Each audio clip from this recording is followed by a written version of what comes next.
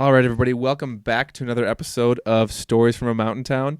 This is your host, Tyler, and today with me we have a very special guest that I did not expect to have on the show.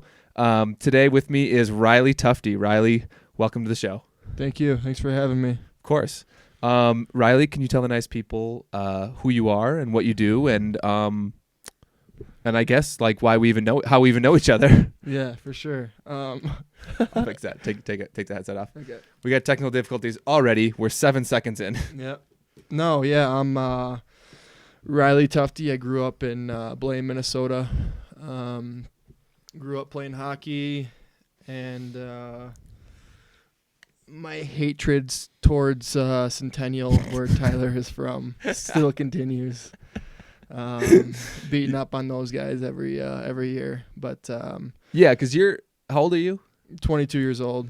And my brother is... He's 23, 24, 23. He's a year older than me. Yeah, so you played him all through high school. Yep, played against Ryan all through high school. Did you ever get any good hits on him? I don't know. I can't remember. You probably had a couple against me, though. I don't know about that. He was like the power play specialist, or he's more. I mean, I don't know a lot about hockey positions, but he was more of like the defenseman. Yep. Kind of stay-at-home defenseman. Game manager type guy. Yeah. He wasn't gonna really. I mean, he scored maybe a few goals through his career, but was just like had an insane plus minus, and like if he was the only one on a 2-on-1, like he was shutting that shit down. Yep. So he was that kind of player. Yeah, absolutely. And was just super smart, like knew where to be, when to be there. Yep. Didn't ever fuck up. Yep. That kind of player. For sure. Yeah. But yeah. And so the way we know each other is you're dating Morgan Rosemark, who is the sister of Taylor Rosemark, who is my girlfriend Taylor's best friend. Yep. And now you're friends with Taylor's boyfriend. Yeah, and now sadly I have to be friends with Taylor's boyfriend Tim, and he's been on here too. Yep. Yeah, he's here, and he told me he was coming out here, so I said I have some time off too, so I want to make the trek out here, and I've enjoyed my time so far. It's been awesome. Yeah, definitely. Yeah, we were at that wedding last weekend. He was like, "Hey, like, could I come out like, but in September?" I was like, "Yeah, probably. I mean, my mom's coming out, so let me see what dates that is, but anytime outside of that." And then he's like, "All right, cool." And I gave him those, and then he was like, "All right, Riley and I are coming out. We just booked the tickets." I was like, "Oh, cool." So he didn't ask you. Well, that part, yeah, he asked like, could he come out? But then he was just like, "All right, Riley and I booked it," and I was like, "Cool," which is how it works out here, because like I'm always open to guests coming out. Yep. As long as it doesn't line up with like other guests that I need to. Yeah, for sure. Have on their own. How is it having guests out here? All throughout the year. Like, how do you manage that? How is your girlfriend manage that? How do the dogs manage that? Is it nice, or is it it gets old? I obviously love seeing everybody that comes here, and I'm very grateful that they want to come see me here.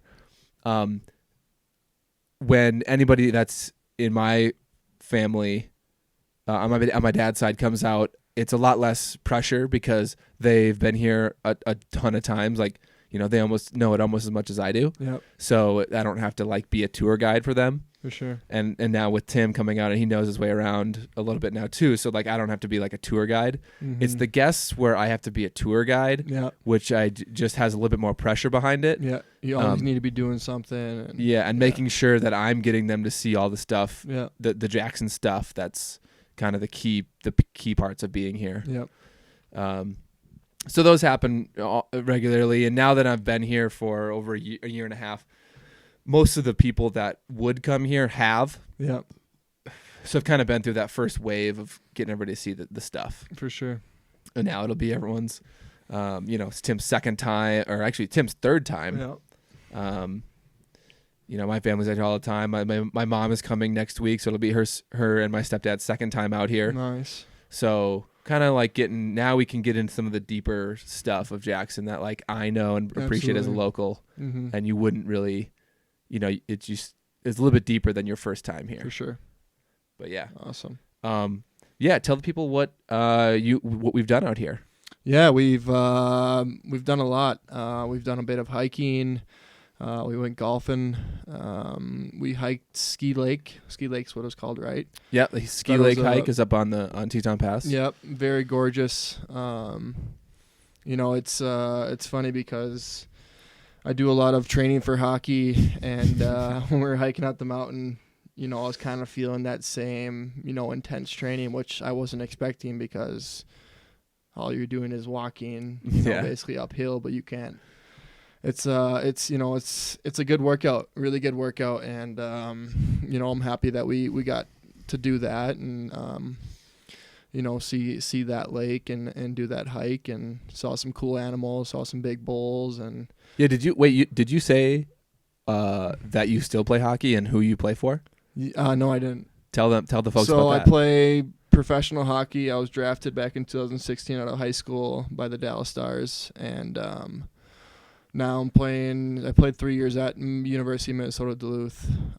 Went to the national championship all 3 years. Went to the national championship all 3 years and won 2 national championships. Won 2 of them, yeah. Back to back. And signed with Dallas after my third year at Duluth, University of Minnesota Duluth, and now just played my first year professional in their minor league system in Austin, Texas. So yeah, what's the name of the team in Austin? Texas Stars. The Texas Stars. Yeah, right out in Austin, Texas. Yeah, awesome. We talked about this the other day, but I can't imagine the insanity of the parties and the celebration at UMD after winning a hockey national championship. Yeah. Because like Minnesota is the hockey state. Mm-hmm. And as far as hockey schools go, like UMD is probably, top 2, if not number 1. Yeah. I mean, the U of M has had incredible success. They're a bigger school, so they might get number 1. Mm-hmm. But UMD is that close, just as close, in maybe even a deeper hockey town. Yeah. In Duluth, and being in northern Minnesota, like everyone outside of Duluth, they're just insane hockey players. Yeah. The Iron Range, all those spots. So explain like what it was like winning a national championship in an area that is just insane about that sport. Yeah. Well, I'll start with my first one in my freshman year in Chicago. You don't hear that sentence a lot. Let me start with my first national championship. Yeah.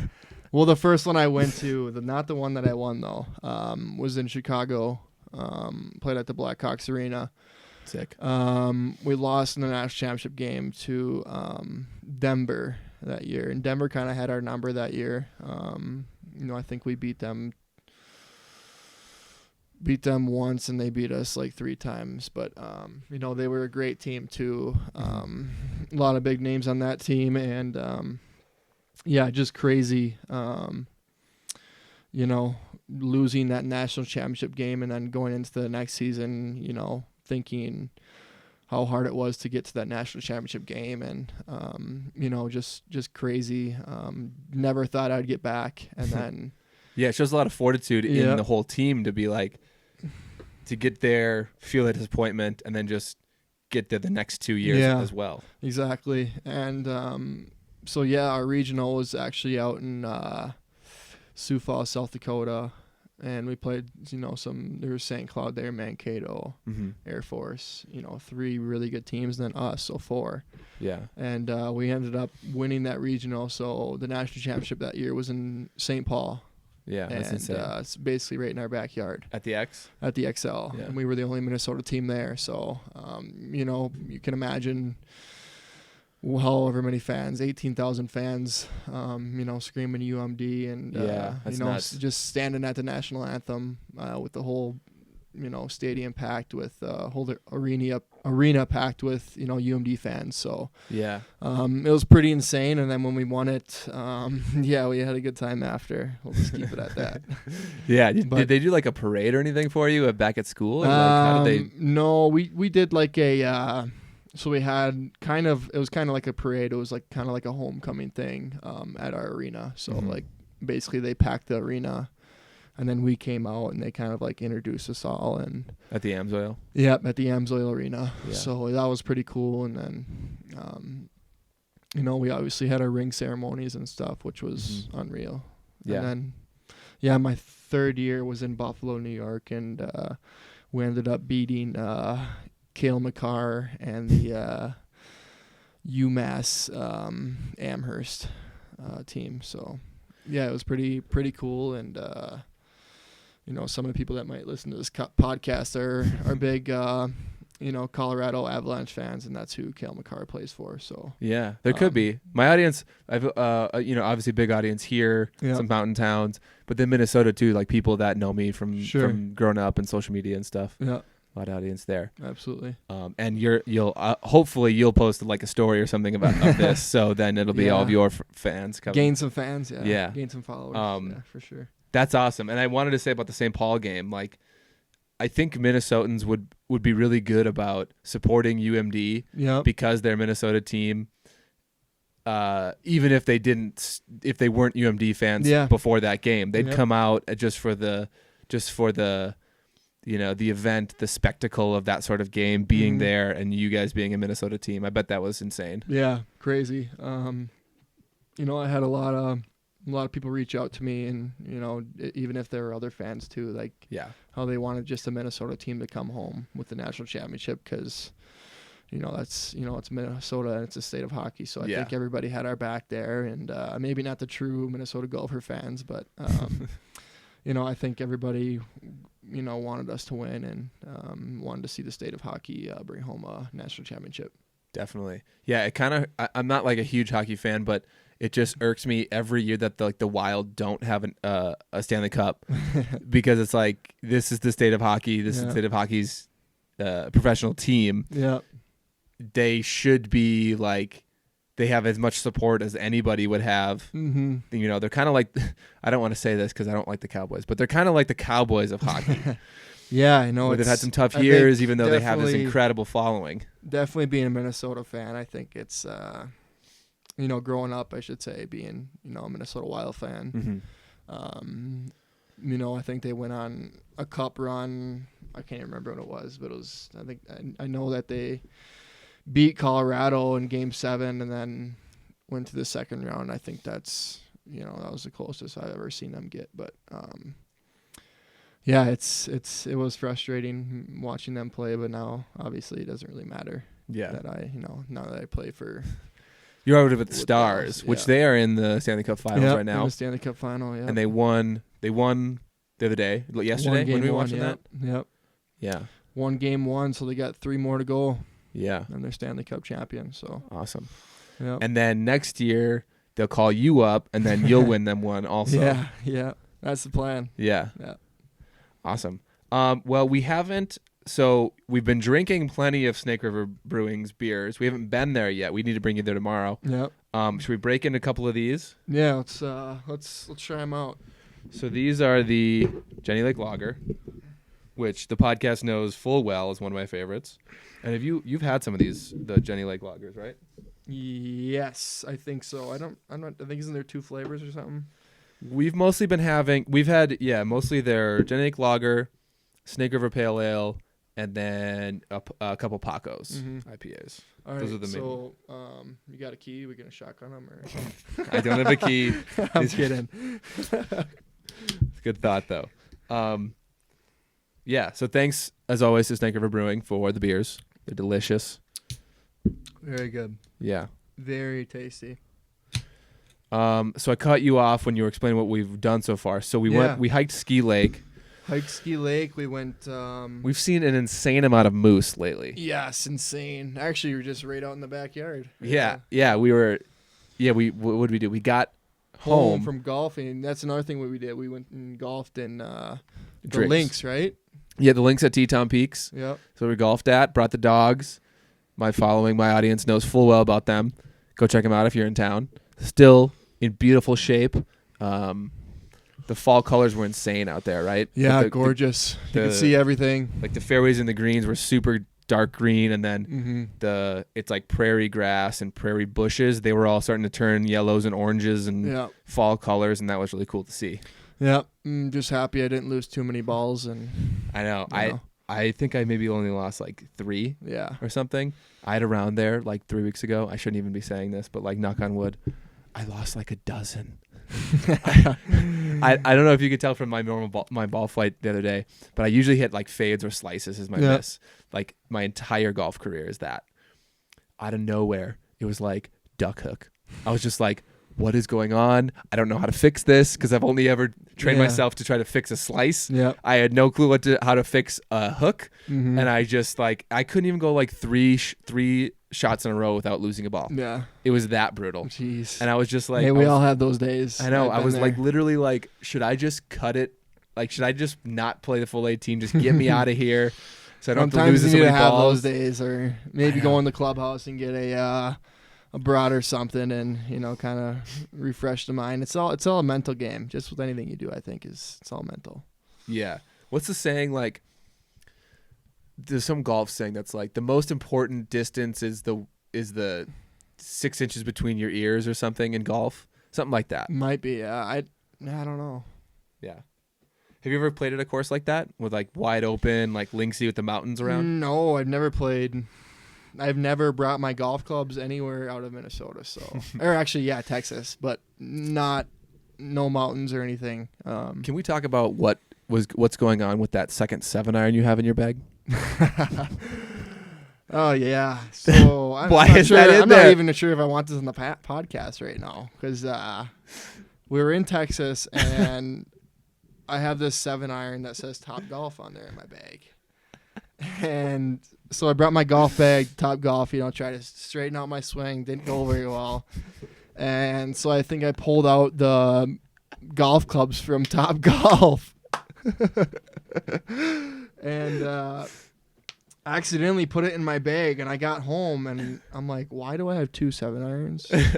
And this is the next time I was golfing, I think, and I look at it and it says Top Golf. I'm like, oh gosh.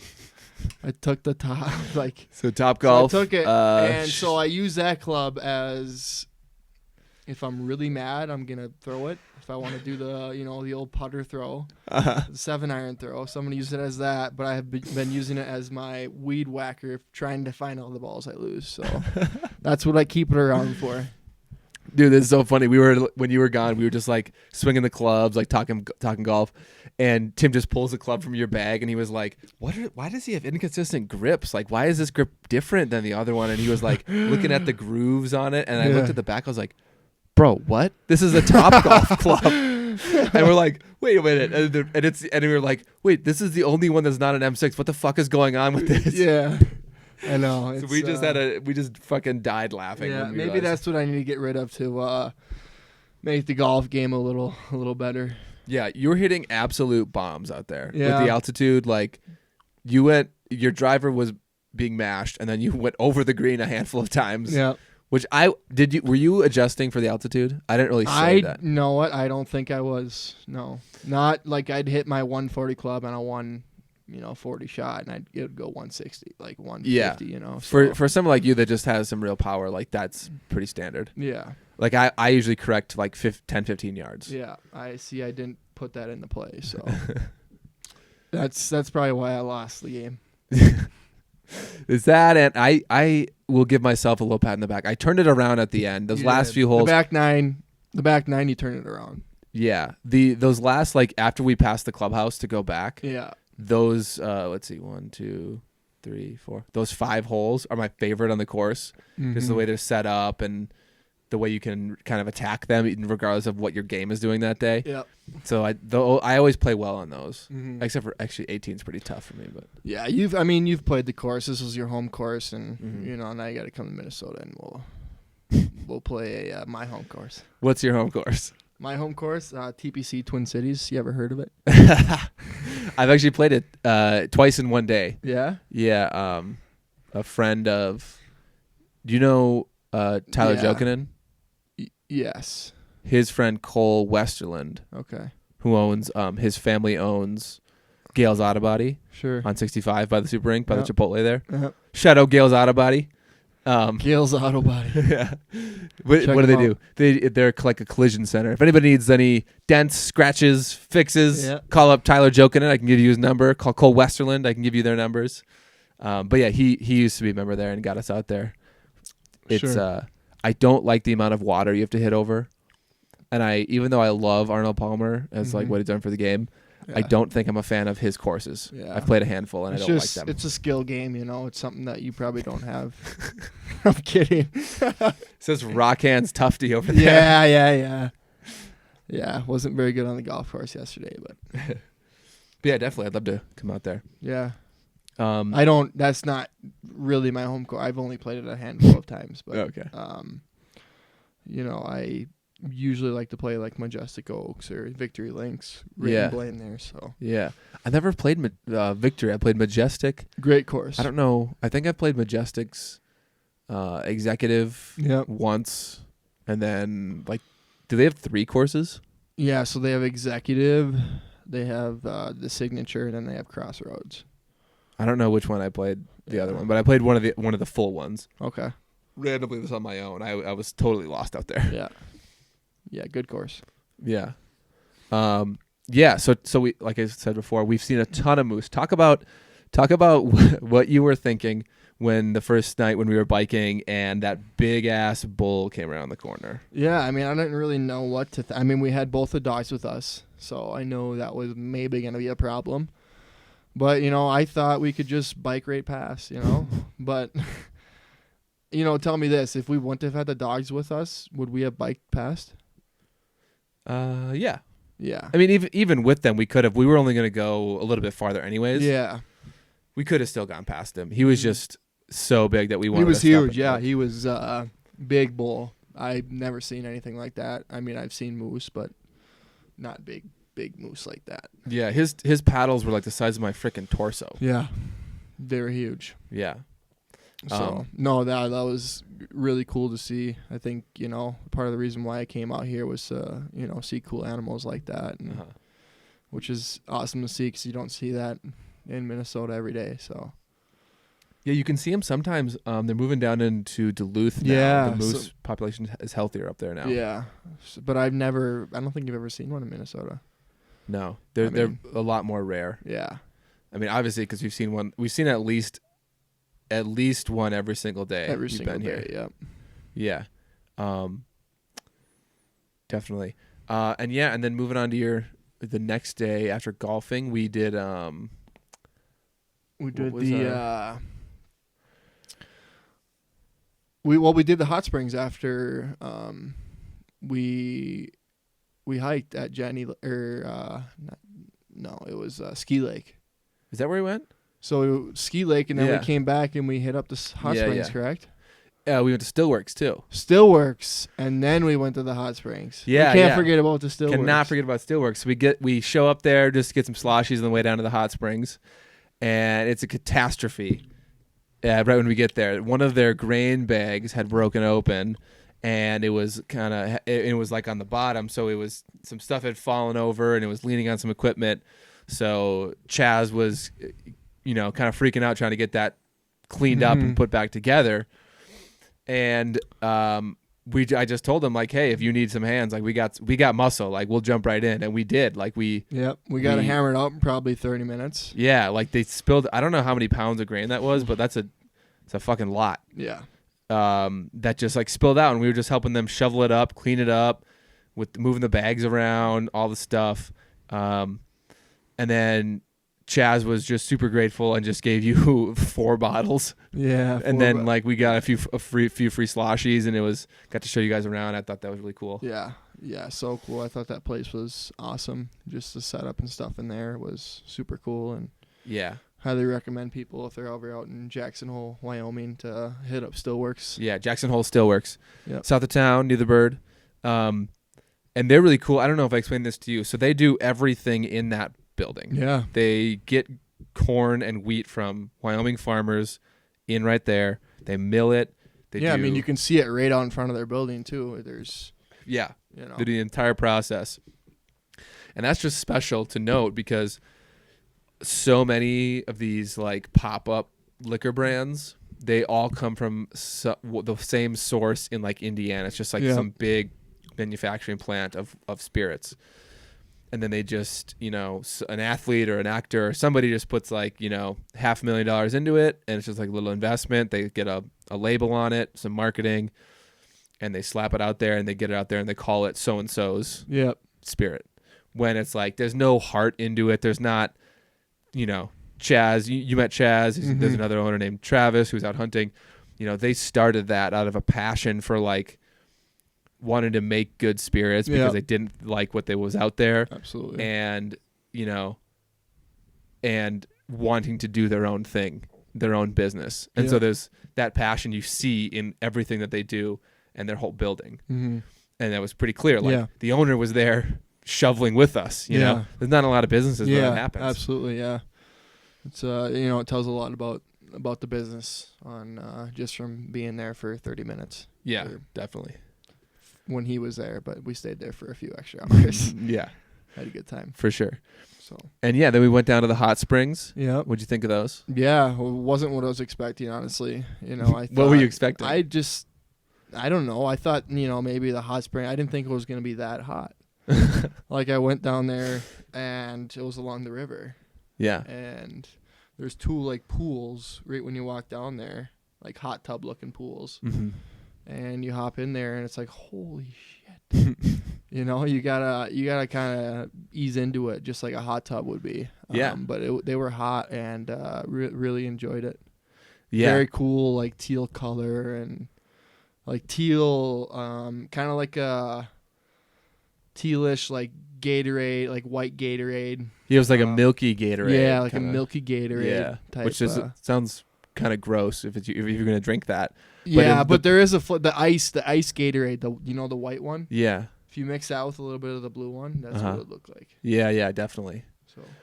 Yeah, I really enjoy going there because it's like natural. Like there's other hot springs in the area that are like basically just pools that they've built up and they have like a building there and then they let the water rush in there every day and then it's hot or whatever.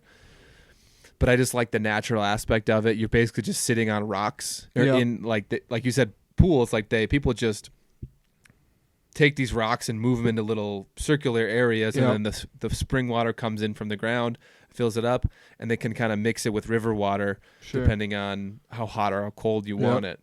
And so it's just super natural, and I love having the dogs being able to be around there, even though Mav was kind of a shithead that day. Like it's along the river, so they can smell around. Yeah, it's a big embankment, so it's hard for them to get to the road, even though that one dog did. Yeah, Timmy. He's okay though. Don't worry. But yeah, I love going there. Mm-hmm. Very cool. And then after that we came home and made some steaks that night. Yeah. Tim, we got to shout out Tim for his cooking, his chefing. Shout out to Tim for So Tim decided that he wanted to create a whole menu for us for the weekend. Mm-hmm. And then he's pretty particular about his cooking. Yeah. So don't go in the kitchen when Tim's cooking. Yeah, don't go in the kitchen. Like we're both trying to actively help him with the stuff because it's not difficult meals, but he's just like, no, you're good. I'm just like, all right, whatever, man. I go in there and try, put a little salt and pepper. Well, don't touch it. Don't touch it. I told you, Tyler, don't touch it. Don't touch it. Yeah. But we've been eating well. We had which is turning into actually like a mini house staple: steak, asparagus, cigars, and wine on the back porch. That's been like that. That's like the 4th weekend in a row I've done that exact meal here. Wow. I guess when outside of me being impressive. gone. But it's a great meal. Yeah. And it's healthy. Yeah. If you do it the right way. Yep. With some fresh rosemary from the garden, from our herb garden. Yep. Very delicious. We've had, what else we had? Egg bakes, sandwiches, chicken. We just had some chili. Yeah, we did Sunday football chili. Had to do that. Yep. Very very tasty. Mm-hmm. And then what brings us to today? We went to the Teton Valley, is it called? Teton Village or Jackson Hole Mountain Resort. Okay, yeah, we went there and that was very cool to see. Yeah. Did the little 7 Bridges hike. Yeah, and, that was just a little one. Yeah. We had to get back. I slept in a little bit, so I'm a dad, so I gotta when I'm away from my son, I gotta get my sleep. So gotta catch up. Yeah. Yeah. Tell us about your kiddo. Yeah, Jax. He's been great so far, and looking forward to watching him grow. Yeah, and it's such a wild thing. I've changed my mindset, if you will, on small kids recently, where in the past it was just kind of like, they're just a small kid, and that's all that I think of them as. They're just this, baby that doesn't know anything, doesn't do anything, chatters a little bit. That's it. Yeah. But then I don't know where I heard it from, but I heard it from somebody that's not where they stay. Like, that's really just the beginning version of what could be somebody like me or you, or what could be, the vast possibilities of humanity. But that's just the beginning stage of it. Like, Jax is going to be 65 one day, and it's going to be old and grumpy, just like, like our grandparents are. Yeah. So it's like, once you think of it, that's really not, they don't stay there. Yeah. It like kind of like helped me figure out how to interact with them. Yeah, for sure. Because like my siblings are not that far off my age, and I don't have like really young cousins. Yeah. So for a while, I didn't really have an interaction with the little kids. Mm-hmm. And then it's just like, oh, they're just in the learning stage of becoming like for sure, very probably similar to me or you or whoever. Yeah. That's great. Obviously, when you have your own, you're kind of just thinking day by day, and seeing them grow that way, you're not really looking at the future and stuff. So I haven't really thought of when he's gonna be 65 years old, but it's fun seeing him grow like that. Has he done any little?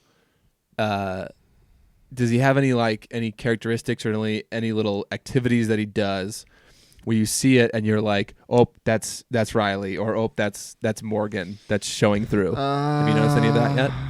Kind of a little bit. I think like when he smiles and stuff, he looks more like me, and kind of that stuff. But I haven't really seen like much of like what he does yet. Like, I mean, he's not walking yet. He's not. He's kind of crawling, but he gets excited. So haven't really seen too much of that though.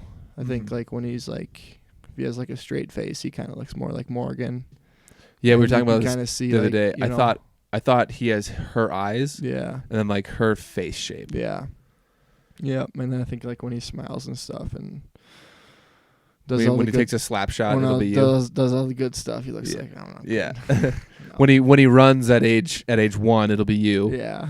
But but Morgan was like a pretty good dancer or something, right? Yeah, dance and I think she did a little bit of track, and when she was super young, she played basketball and soccer too. So when he does the splits out of nowhere, it'll be her.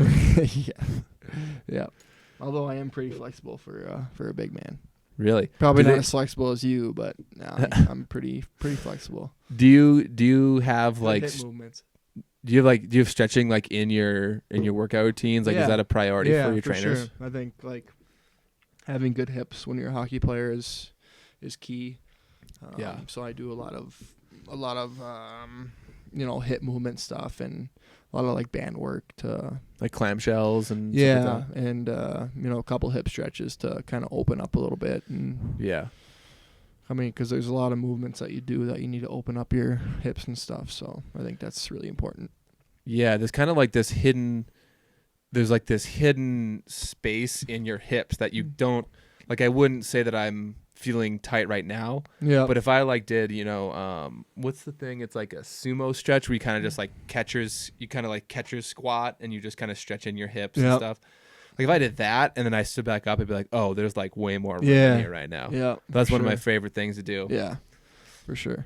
When I was lifting for football all the time, I would just do that for like a minute before I'd start, and I'd just go into like heavy squats after that. I'd be like, all right, ready to go here. Yeah, I mean, I think it's really important to do stuff that you're not really comfortable with, and I think a lot of those stretching things are stuff that you feel awkward with, but it's really good for you. So it's I recommend everybody do just like a little bit of yoga, not for and what everybody says, and I can see it in your eyes. Big yoga guy over here. I do probably like 10 minutes a day just to like. Oh, it's good for you. I totally 100% agree with it. Yeah. But everyone that doesn't do it and I say to do it, they're like, well, I don't like it the like. I don't really like the meditative part, like the hippie shit. Like I don't have like dreadlocks. I'm not like sitting here doing like. No offense to those people that do have dreadlocks, but sometimes they're cool. But I'm like not that like hippie yoga guy. I'm like, I want my body to feel good and I want my body to have good performance when I'm out doing these activities that I do. And I've found a really good way to do that is to be flexible. And I've had my problem areas, like I tore my ACL in college. So that yoga helped me get that to be now where it's not even an issue. Yeah. And not as much as strengthening, but finding the flexibility and the flexion areas of my knee came from yoga. And now my knees there's like no difference in my strength and stability and my feel for them. And then just sitting, here at this desk all day long, my lower back gets real tight, I'm sure a lot of people do. So though I do some poses that are like specific to that. Sure. And it's doing that every once, once a day gets me like ready to go do activities like right off the bat. Like I'm just like, all right, we're done working. Let's go frickin' climb a mountain. Yep. Let's go mountain bike some crazy trail. For sure. And I don't ever get cramps. I don't ever like have issues like that. Yeah. Yeah, that's good. I noticed that you're a really flexible guy, so maybe I should, kind of question what you do. How did you notice that from what we've done? What do you mean? I see you stretching all the time. Like, holy cow, he's flexible. I don't know about that. I know, and I've also never been told that from another man or woman. Well, it's not, or woman, I guess. It's not to be weird, but it's, just from hanging out with you and seeing you bend down to your toes when you're doing your stretches in the morning, I can tell that you're pretty flexible. So, okay, I'm flattered. Thank you. Awesome. So, if you could just so you've been here. You came through Jackson a couple years ago with the Rose Marks, right? Yep. So you saw the place then, you saw the teeth, but you didn't really get into them. Can you just talk about kind of your first impression of the area, either? But to find a place or whatever, but well, you're on the fast track to being able to afford something here. Yeah. I would say your employment status is an okay one for. Yeah, but here. Like, if I want to live in Minnesota and here, obviously I'm gonna need to get further into my and career. Austin and Dallas. How many houses are you gonna have, man? I don't know, not many. No, but yeah, it's gorgeous here. I love it. Anywhere that you go, that you're doing something, you're being entertained. And I think that's me.